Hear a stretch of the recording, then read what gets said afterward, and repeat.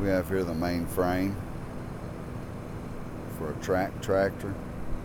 We've went in and inspected bolt holes. We checked this thing out for cracks,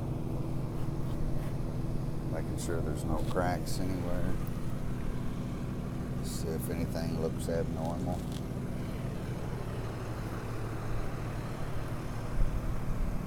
Really didn't find any issues with it.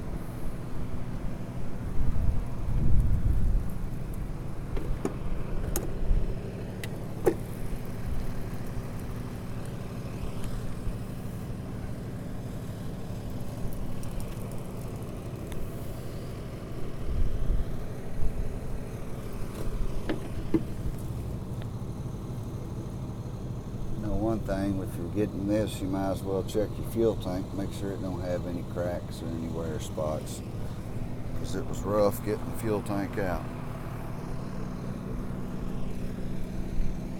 So if you need your main frame here, just give us a holler.